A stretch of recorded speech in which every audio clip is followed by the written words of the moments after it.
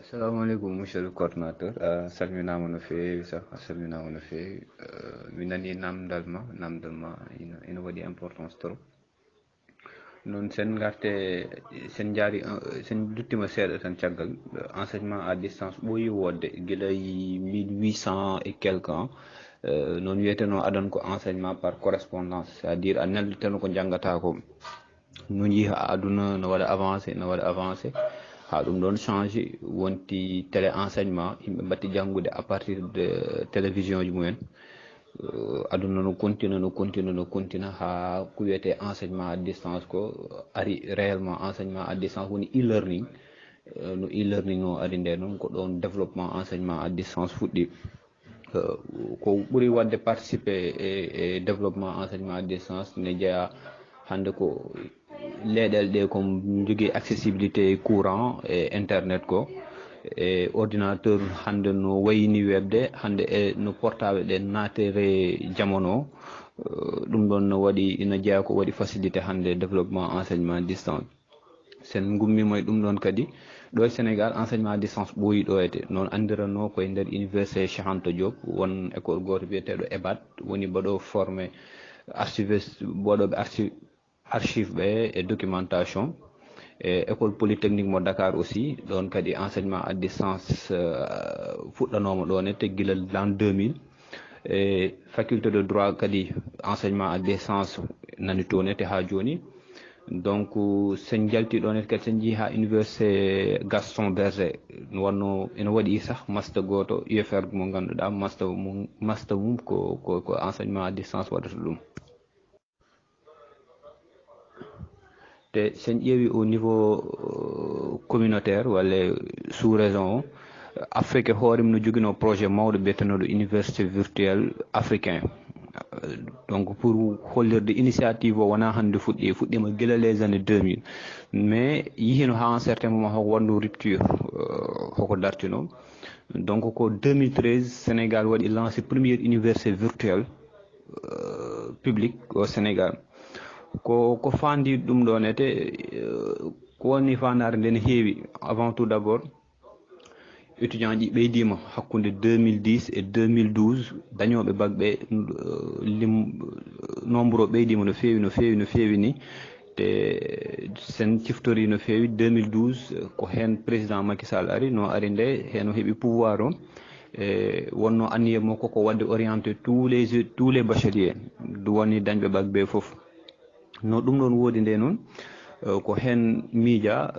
wiya pourquoi pas hande nouvelle technologie ko wiyete harallaji kesi ɗi nannetake e nder jangde nde. Par ce que sen ƴeewi hande neɗɗo no sooda ene jooɗo galle mum yaha marché à partir de portable mum. Neɗɗo ene jooɗo galle mum yoɓa courant à partir de portable mum. Ko heewi hande no waɗe ko ganduɗa koye portable rewata. Donc wiya pourquoi pas kadi jangde nde wawa rewde karallaji ɗin ɗon kesi. Donc ko ɗon ummi ɗon miijo ngo ummi après fuɗɗa waɗede développé e première année o ko ɓurno ɗum wadde motivé ko nombre d' étudiant ji ɗi Sénégal dañnoɗi par ce que ina hewno trop par ce que ko nder ɗon hitande yimɓe dañi presque 38 000 étudiants. Donc université ji gonnoɗi ɗo ɗi mbiyeteɗi université classique ɗin ɗon ete mbawano ƴettude nouveau bachelier ji foof. Donc il fallait que systéme goɗɗo dañe e systéme o wawno wonde tan ko enseignement à distance. Donc ko woni différence entre enseignement à distance et enseignement en présentiel. Woni enseignement sen ƴeewi wonɓe lycée ɓe kawrat e professeur uji mabɓe ñande foof 8h 10h prof a naata 10h midi prof goɗɗo naata ainsi de suite. Université kadi ko noon a wiyete de 8h à 10h soni ko faculté de droit gonɗa mbiyeɗa soni ko première année mbiyeɗa ko droit civil mbaɗata. Sa ummima e droit civil mbaɗa droit constitutionnel noon ɗon a yiyat professeur o faami. Non soni ko enseignement à distance jangata ko à partir de plateforme ko wiyete plateforme hoko watte concevoir ko informaticien ji mbaɗata ɗum concevoir. ɗum ɗon noon wiyata bon wonata motif que ne ala jangguino si ina woodi janggo ina woodi jangguino on woodi to jangate donc ko noon pamirten en attendant mi ƴeewa grand Aliou ko Mamadou Aliou ko acci ɗo ko mi ƴeewa après mi artay ko heddi ko inchallah. Grand Mamadou mi nani première question ma te mami jaabo hen inchallah. Avant tout d'abord bon rokkami waɗa présenté o mbiyetemi ko Hasmi Diallo komi ko Malika mbo jogui koyngal Degues komi nennennajo nak d' origine par ce que bam ko nennennajo yam wiyete ko Mayrame Sall babam ko Oumar Amadou wiyete donc ko ɗum ɗonete sen garti e enseignement nouvelle technologie hande sen ƴeewi sen duttima seeɗa caggal ɗo e duuɓi sappo jawtuɗi duuɓi nogas jawtuɗi internet hande no weeɓiri ni weeɓirano noon n'est ce pas hande sen ƴeewe portable men joguinoɗen ko portable ɗe ganduɗa ko touche mbaɗi te hande ɗen ɗon portable en jogani ɗum joguiɗen ko portable ɗe ganduɗa ko numérique ko clavier tactique le plus souvent faami hande ko heewi ina waɗe ko ganduɗa hande hay sen ƴeewi télévision mo jeeɓaten o enen nana tout le temps transition analogique payen numérique donc hollirde hande ko neɗɗo waɗanno ko heewi hande ko machine waɗata ɗum donc ɗum ɗon woni hande ni pamen que nouvelle technologie sina haale internet nani hen ordinateur nani hen fof plateforme uji nani hen manam ina yaajani hoore mum de telle sorte que hande portable ɓeeɗo ɗi joguiɗen ɗi ko numérique hande fof ko wonti numérique donc ɗum ɗon woni développement de la nouvelle technologie ko ɗum ɗon woni technologie donc pour namdima ɗo ko waɗi importance woni ko wiyete intelligence artificielle hande sen jeehi to wayno Chine kamɓe ɓuuri hen wadde en avance intelligence artificielle hande ina miije walla ina ligge ko wiyete robot ko watta liggade place neɗɗo hande won test uji mbaɗaɗi un peu partout dans le monde en France et ailleurs wonɓe ganduɗa puɗɗima ɗum sah hutorade hande ne waɗi robot ji ganduɗa kañumen mbaɗata chirurgie so wiyama woni opération te ko ƴeewa ko woni chirurgie ɗiɓe mbaɗata ɗi ina waɗi 20 fois beaucoup plus exact manam ko résultat risque uji ɗi dañaten ɗi sen mbaɗi chirurgie o ko ɗon dañaten résultat ji ɓurɗi moƴƴude opération so waɗirama e robot ji ɗin ɗon résultat ji ɗi dañaten ɗi ɓuuri moƴƴude laabi nogas ko mo médecin o waɗata te ɗum ɗon fof waɗa programmé ko machine aji ɗi ganduɗa ko mbaɗa programmé ɗum ne jeeya intelligence artificielle son kaali intelligence artificielle tan woni ko neɗɗo wawi wadde ko foof e aduna hande machine waɗa ɗum remplacé sen jeehi banque par exemple banque à un certain moment ma taw agence uji ɗi juppima n'est ce pas non wonto mbawɗa yaade nanna kartal keeɓa kalis ɗum ɗon fof koye intelligence artificielle jeeya manam ko neɗɗo waɗata fof machine wawa fuɗɗo ɗum wadde remplacé donc ko ɗonete hande ɗum ɗon woni intelligence artificielle hande won leyɗele ɗe ganduɗa puɗɗima sino mbaɗa chirurgie ko robot ji mbaɗata ɗum médecin o joɗoto toyete kañum ko clic clac woni ko machine o tan waɗata manœuvre hande ko wiyete télémédecine ko no woodi aɗa wawi wonde ɗo e Sénégal won machine goto mo paweteɗa par exemple médecin gonɗo États-Unis wonay dañde diagnostic direct e ma so pari tottuma résultat ji ma joni tawa an aɗani ɗo e Sénégal médecin o nani États-Unis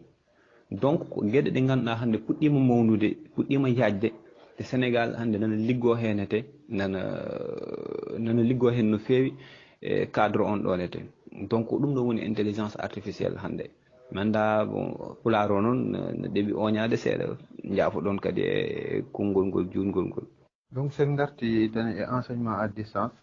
hande sen ƴeewi ministére de l' éducation won programme goto mo weddi biyeteɗo apprendre à la maison woni yimɓe mbatta janngude e galleji mumen par ce que hande ko neɗɗo wawi wadde e présentiel fof to ganduɗa jangguinomo nani yeeso ma aɗa wawi ɗum wadde kadi sa woɗɗi ɗum par ce que hande ko tahi ɗum ɗonete ko ɓurɗum wadde motivé woni gandal ngal wona enseignant o tan jogii ɗum hannde par ce que gandal ngal nani un peu partout ko connaissance constructif wiyete an a addat gandal ma o e adda gandal mum ndendi noon wona gandal gootal donc hannde ko ɗon aduna o tolni wona neɗɗo gooto tan jogii gandal ngal hannde sénégal nani heen liggoo de telle sorte que enseignement à distance fuɗɗima jogaade valeur fuɗɗima anndede joni so ƴehi e université ji ɗi sen garte ko wiyete université virtuelle du sénégal ko bon hannde heewɓe nana nawe toon ete message adano ko sikkateno ko woni ko moƴƴani siko université mo ganduɗa hoko waɗa pour wadde sacrifié yimɓe ɓe par contre ɗum ɗon e réalité o no woɗɗidiri par ce que minen min dañi chance min janggue on ɗon université komin acteur e systéme on ɗon ete koye on ɗon université min janggue min wona guiƴiraɓe woɓɓe hande hewɓe mbaɗi réussir concours aji ko wayno ENA wona n' importe qui wawi ɗum wona n' importe qui mo dañani formation moƴƴo fo awa ɗum wadde réussir donc hande ɓen ɗon sukaɓe wiyetenoɓe systéme d' enseignement mabɓe ala qualité moƴƴani ɓen ɗon hande nan mbaɗa résultat ji ɓe nana gendarmerie par ce que minen jogui e promotionnaire uji amen ɓe ganduɗa ko major gendarmerie concours gendarmerie wona ɓe ganduɗa hande ko professeur uji de mathématique so ƴahama lycée bambali e lycée ji kewɗi e zone sud o ko étudiant ji UVS gonno hande mbaɗi concours FASTEF mbaɗama formé ko hande koɓe professeur uji mathématique so yahama e crème aussi eɓe kewi toon ete donc pour hollirde tan qualité no woode enseignement à distance sen continue kadi e nder qualité o hande ko wiyete ANAQ-SUD e état sénégal e CAMES ko ɓen ɗon jogui ko faye qualité enseignement ɗo e sénégal par exemple hande UVS woni université numérique woni université mo ganduɗa jangde mum saɗa jangga a sohlani wadde déplacé wu ñande fo aɗa yaaha école non sa dañi connexion a dañi ordinateur tan aɗa wawi janggude donc ko ɗum ɗon woni avantage o aɗa wawi wonde galle ma aɗa jangga dañata ko même diplôme comme étudiant gonɗo Cheikh Anta Diop o dañi même valeur diplôme concours haji ɗi waɗata ɗi aɗa wawi ɗum wadde hande étudiant ji UVS nani au niveau international par ce que UVS ko membre agence universitaire française donc partenaire e université ji ɗi ganduɗa ko francophone foof yani université ji français ji tan par ce que hay Canada Belgique tout ça ko université ɗi ganduɗa UVS ko partenaire e mabɓe donc en grosso modo ko ɗum ɗon jogui noon pour l' instant en attendant mi faɗa namde moon soni wonko ganduɗa kadi mo wonko jejjinmi hen so namdima rek mami jaaɓo hen inchallah eyyi ceerno Mamadou mi weltima e kadi réaction ma tahe walli kam komi anda fandade fedde nde mi weltima hen no feewi donc somi arte intelligence artificielle hay ɗo e Dakar rek to wiyete école polytechnique mo Dakar woni étudiant ji ɗi ganduɗa mbaɗi projet on ɗon ha totti ɗum ministère de la santé ɗum ɗon noon woni intelligence artificielle anani hande so ƴeewama ko neɗɗo nawonno ñamde nde e yarde nde foof no risque uji gonɗi hen ɗina keewi ha miija no mbawɗen wadde ha dañen machine mo ganduɗa en pawat hen ñamde nde o nawa ɗum on totta ɗum malato o ƴetta ñamde nde rutto sans probléme ko ɗon ani ɗum ɗon ko miijo woni ɗon ede ɗum tawi wiya intelligence ko gandal artificiel woni koye miijo tan ummi donc ko noon wayi ko hande ina heewi e nder aduna o hay ɗo e Dakar no woodi leyɗele kewɗe hande nan liggo hen ete mais somi continue e on ɗon fannu kadi en mbawi yaade ha ko wiyete respiratoire artificiel ɗo e Dakar ɗo e Thiés aussi won étudiant ɗi ganduɗa liggima hen ɗe ɗum ɗon fof koye intelligence artificielle jeeyam hande so neɗɗo yeehi ha ronki fofde won machine mo ganduɗa e nder hôpitaux ji ɗi kañum wallatma ha foofaji ma mbawa yawtude ɗum ɗon fof ko calcul aji ɗi ganduɗa ko soni won waɗɓe ɗon mathématique seeɗa wiyete ko algorithme ko ɗin ɗon ndendinte ha rokkuma feere nde mbawa hande wadde ɗum ɗon pratiqué donc ɗum ɗon woni intelligence artificielle hoto sikku wodani ko jiiɗa image ko no woodi réellement no woodi Chine ko leydi ndi ganduɗa ina jogui hen harallo mawɗo sah machallah hande ɓe mbaɗi hen avancé no risque o ko gueɗel gotel hande leyɗele kewɗe ko tahi ɓe cuusa ɗin noon rogoji miijo ngo ko woni ko haa holɗon ɗin ɗon robot ji mbawi waɗede contrôlé est ce que ñalawma goto arata ɗin ɗon robot ji mbaɗa contrôlé neɗɗo donka ɗumen wadde contrôlé ko ɗum ɗon tan woni probléme o actuellement noon sonano ɗum ɗon leɗɗeɗe kewɗe ma mbaɗe hen développé par exemple hande machine mo mbiyata o kulammo jogaɗo hen o woni koye nawde ñamde est ce que un jour arata o watta sa tuttimo ñamde o watta ɗum rufde walla o watta hen poson goɗɗo en ganda donc comme ko machine rek andaka donc ko ɗum ɗon woni risque uji ɗi dal ceerno Aliou Badara a salminama juurama no fewi mi nani namdal ma ne waɗi importance trop eyyi kulkuloji ɗi nani henede woni hande intelligence artificielle wonno mawnirta kadi won emploi ɗi ganduɗa waɗa disparaître donc woni hande jangde nde hay jangde nde hande yimɓe nana puɗɗo miijade ɗo e duuɓi nogas won liggeyaji ɗi ganduɗa waɗa disparaître carrément ɗin ɗon nattat wodde woni ko wiyetede métier de l' avenir hande les métiers de l' avenir sa nani woni métier ɗi ganduɗa ma goɗɗo ɗo e duuɓi nogas ko métier ji memoɗi numérique tan métier ji ɗi ganduɗa memata numérique métier ji ɗi memani numérique ɗi kewɗe majji ma puɗɗo majjude par exemple hande sen jeehi e liggotoɓe banque uji ɗi ina anda ɗo e juuti caissiére on ɗon métier hoko iwata par ce que ko machine waɗɗo ɗum remplacé mi anda mbelmi on a faami kam walla noon pour faminde tan avancement nana wooda noon kulkuli ɗi nani ɗoyete kadi kulkuli ɗi nani ɗoyete ko yimɓe ɓe intelligence nde gandi intelligence artificielle hande so waɗi développé hande won emploi kewɗi ma perte noon kadi en mbawa wasde wadde jaɓde changement on ɗon il faut jaɓen ɗum par ce que hande sen duttitima seeɗa caggal hoto machine aji industriel wodde ko sen ƴeewe ko faye ndemo fo ko neɗɗo waɗanno ɗum noon wonko heewi hande ko machine waɗi ɗum remplacé noon ɗum ɗon ko ɓeydata ko production o ɓeydata donc ma won métier ji jaaɗi noon ma won métier ji kadi keddiɗi ma won métier ji kadi kesi goɗoji donc ɗum ɗon tawi hande formation ji men hoko foti waɗede orienté e ɗin ɗon métier ji ɗi ganduɗa memata ko secteur on ɗon ete dal memata ko on ɗon secteur donc ko ɗum ɗon ete wonno yiyande nde kulhuli no woodi hen franchement sen kaldi gonga ko menace woni ɗo ete numérique no waɗi avantage noon no waɗi inconvénient ji kadi eyyi ceerno Mouhamed Tall a weltanama no fewi a salminama aussi kureji fo gabonaɓe fo no calmine de passage donc ko mbiɗa ko hande ko honɗum wawi wadde économie men sen kaldi gonga tan intelligence artificielle sen dañi hen développement poɗɗen dañde hen o économie men ma wat développé en toute sincérité par ce que sa woni hen leader a wattat yeyde par exemple hande sa yi ha un certain moment chirurgie ji ma foof aɗa waɗa ɗum à partir de robot ji ganda ñalawma an ko 2 personnes mbawɗa oppirde walla 3 personnes médecin goto o wawa oppirde 10 personnes par jour ɗum ɗon ete ko gartam kewɗam donc ma won leader e espace mo gonɗa o ɗum ɗon tawi hande Chine woni leader ko mbiɗa e motors ko ene woodi noon risque o ko probléme o woni ko ha holɗon mbawɗen wadde contrôlé machine aji ɗin ɗon ete ɗum ɗon tawi wiya intelligence artificielle o ma wood noon won métier ɗi ganduɗa il faut continue wodde parallèlement ganduɗa oya so jaam fima tan oya ma waw artude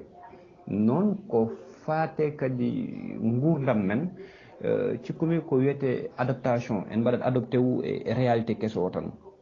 c'est à dire ko ɗum ɗon jogui aduna janggo ko ɗum ɗon ete namdi aɗa andi hande ina wiye Sénégal walla Afrique ina tardi e gueɗe kewɗe eyyi d' accord Sénégal Afrique ne tardi e gueɗe kewɗe c'est parce que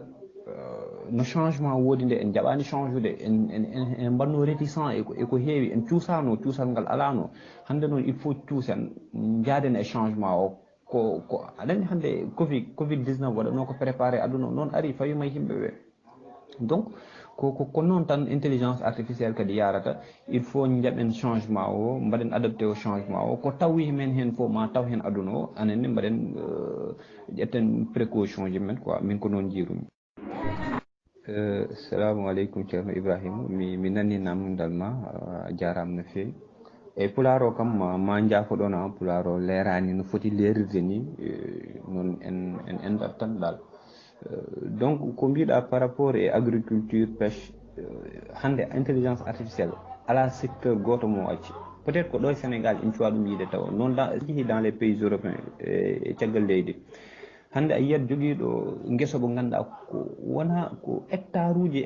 wona 2 hectares wona 3 hectares ce sont des milliers d' hectares so rosgol gueso ba yonti des fois o wonani e gueso ba sah ko ordinateur makko o jogui heure tel taf clic a yiyat robinaji ɗi fof uddito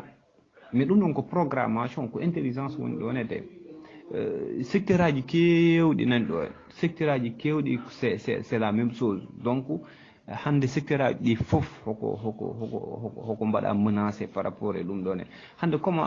cikkuɗon no Chine waɗata ha anda Sénégal hande ne heewi liɗɗi mbaɗi tel wona yirade convention ji e Sénégal walla wona yirade convention e leydi wotiri c'est parce que kamɓe eɓe jogui hande e technologie mabɓe ko rokkataɓe andude ko honɗum ɓuuri hewde e tel leydi e tel leydi donc ko ɗum ɗon secteur aji ɗi fof ko mema wona agriculture wona pêche wona culture hande sen ƴeewi culture haalete ko art graphique numérique a faami exposition ji kewɗi hande ko numérique waɗirte hande art graphique numérique hande ko infographie yawtata donc on jii adan ko wonno ko artiste darato waɗa peintre waɗa goɗɗum e goɗɗum hande sen jeehi États-Unis ko wayno musique actuellement mais concert uji nano continue no mbaɗa ko plateforme uji a sodat ticket mbaɗa assisté concert comme si c'était du live comme si ko aɗani ni yesso artiste o donc ko gueɗe ɗe ganduɗa hande hoko mbaɗi développé no fewi hoko jeeya réalité quotidien ji men quand même. Merci Thierno Samba min nani participation ma te waɗi importance machallah kono mbirɗa ɗum ni tan ko noon ino woodi ko réalité hande machallah Ceerno Ibrahima ko ɗon mbiyirɗa ni rek hande aɗuno peut être ko enen leyɗele men goni ha joni wadde utilisé ko wiyete la culture artisanale l' agriculture artisanale noon hande leyɗele kewɗe change hande ko neɗɗo waɗatno ko fof ko machine waɗata ɗum donc ko ɗum ɗon dal woni réalité hande o mi tawtete haala ka rek hande faydagal leyɗele mawɗe ɗe fof ko ndema rokkiɓe ɗum hande sen ƴeewi waɓe no conña ganduɗa ko conseil président des États-Unis wonno hande no président natti wonde no président Obama juppe laamu koko gatti ɗo e Sénégal cuuɗi ɗo hectare uji ɗi gasata a faami mbaɗi hen investir hande nana ndema soble nana ndema légume aji nana ndema foof hande so ƴeewama mbaɗo no pamgom sédiment hande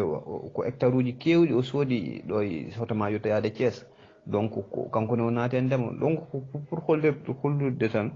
hande leydi so yiiɗi wadde développé mi anda bel mbaɗami waɗa hors sujet seeɗa noon leydi so yiiɗi wadde développé il faut waɗa intégré ko wiyete agriculture e secteur waɗa ɗum secteur priorité sah. Assalamu alaikum mi anda inde ko life is made jim ɗo ete bon en fait pour UVS nani département uji fof dans tous les départements du Sénégal to jaaɗa fof ma taw toon ko wiyete espace numérique ouvert ko toon étudiant ji UVS janggata donc UVS nani un peu partout Podor no waɗi espace numérique ouvert no waɗi université virtuelle du Sénégal Njum no waɗi Wourossogui nana mahe holko jeere ma wat kañum ne nani mahe en fait non actuellement ko eno espace numérique UVS mo Podor waɗi fonctionnel e nder zone men quoi sen wiyama zone Fouta ko heddi ko fof Sénégal fof to jaaɗa fof ma taw toon UVS donc pour dire étudiant UVS ɗi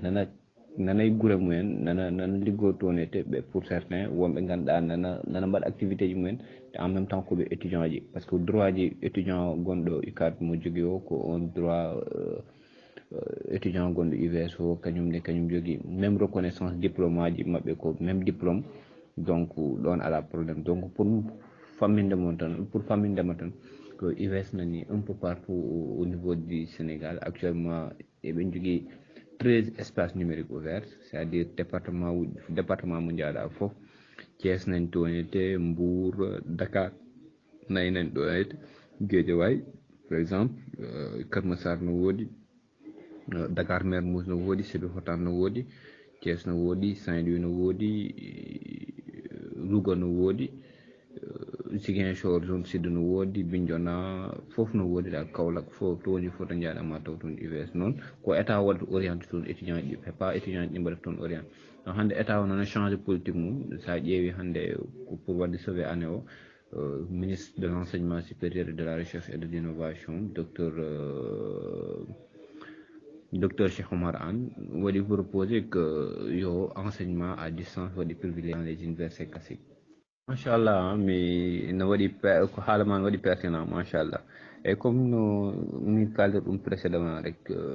UVS kam no woodi dans tous les départements du Sénégal maintenant noon ko bon ko iɗi no wanno refus mo ganduɗa sukaɓe calino avant tout d' abord jiiɗa ɗum mais joni bon affaire fuɗɗima change réellement par ce que kadi étudiant UVS mbaɗat orienté toon fo état o tuttete machine tutuma une clé de connexion une puce de connexion puce o chaque mois ma waɗan hen 5 giga de connexion wawma wallude pour mbawa wadde jangde ma donc ayi Allah nen ɗonete joni noon probléme o wonno adan yimɓe pamano ɗum on joni kam waɗa sikki affaire o fuɗɗima changeude par ce que hande UVS no jogui 40 000 étudiants inscrits donc actuellement waɗi 3 promo ɓe ganduɗa jalti 2 promo nane master 2 mumen koko poti yaltude récemment donc ayi te so moƴƴano hande étudiant ji mumen mbawata wadde concours aji mbaɗi no ENA walla no concours aji mbaɗi no gendarmerie ina jalta hen donc c'est parce que qualité enseignement wonen ɗo ete hay FASTEF UVS waɗi duuɓi tati ɗo e caggal mum